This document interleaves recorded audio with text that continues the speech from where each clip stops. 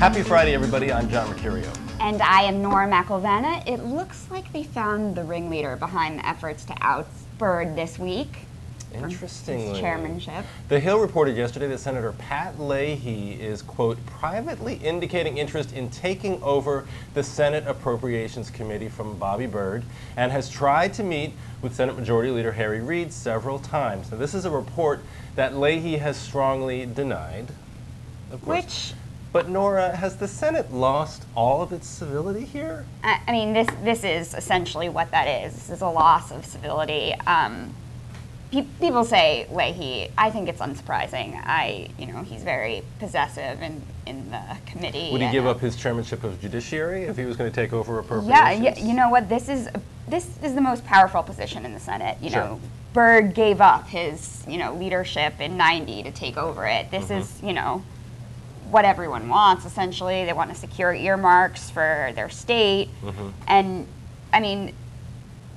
But I think the bottom line is there's a reason why this week, when you're questioning, Petraeus, why people speak in order. That's how the Senate works. That's Sure. what it's based on: seniority and civility. So. But why? All right. So the story that the Hill is reporting, which is that Leahy is trying to make this maneuver, Right. has been denied by Leahy.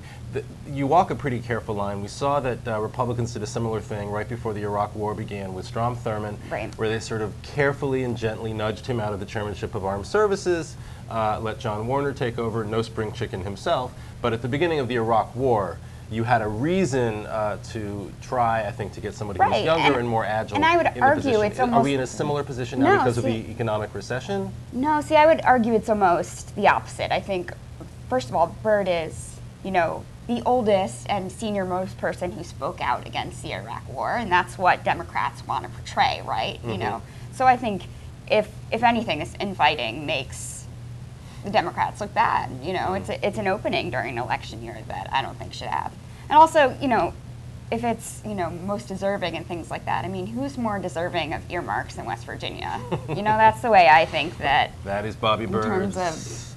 But look, we've also seen this week that you've got Democrats protecting people who are, a lot of their really senior members. You've got Democrats in New Jersey, the Democratic Senate Campaign Committee, getting behind Frank Lautenberg against a very potentially viable challenger, Rob Right. Andrews. So it's clearly something that in the Democratic caucus they don't view as a liability. Although at least in New Jersey they'll come out and say it. You know who's after you. It took the Byrd staff and a lot of other reporters a really long time to even get a name. There was speculation that it was Durbin or Dorgan. So it's sort of a whisper campaign, and it's really hard to blame anyone. Undoubtedly, it's a very hard job, and he's been doing well so far. So we wish him health, obviously.